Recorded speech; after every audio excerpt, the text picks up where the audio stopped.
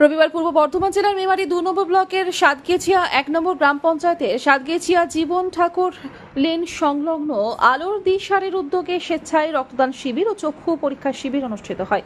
এদিন 50 জন স্বেচ্ছায় রক্তদান করেন। সংগৃহীত রক্ত টেরেজা হাসপাতালের ওম ব্লাড ব্যাংকের হাতে তুলে দেওয়া হয়।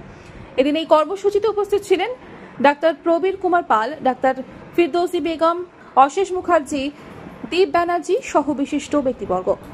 প্রধান যেটা প্রোগ্রাম সেটা হচ্ছে রক্তদান শিবির এবং তার সঙ্গে আমাদের একটা বিনামূল্যে চক্ষু পরীক্ষা করার শিবিরও খোলা হয়েছে। ওনারা আসছেন আর কিছুদিনের মধ্যেই আমরা সেই প্রোগ্রামটা শুরু করব। আর ইতিমধ্যেই চলছে আমাদের রক্তদান শিবির। কাদের উদ্যোগে হচ্ছে রক্তদান শিবির? এটি আমাদের সবাই মিলে আমাদের আলোর দিশার পক্ষ থেকে আমরা প্রত্যেকে এই উদ্যোগটাকে আমরা আজ থেকে কর্মসূচিটা গ্রহণ করেছি।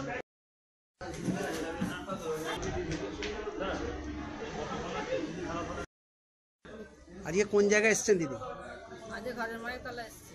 কি কারণে এসেছেন? চোখ দেখাতে। চোখ দেখানো হয়েছে? না এখনো ডাক্তারবাবু আসেনি। এখানে কি কোনো পয়সা কড়ি লাগছে? না সব কিছু চাইনি। আপনার বাড়ি? সাথে মেমারি থেকে মৃত্যুঞ্জয় যশের রিপোর্ট, আনন্দ বার্তা।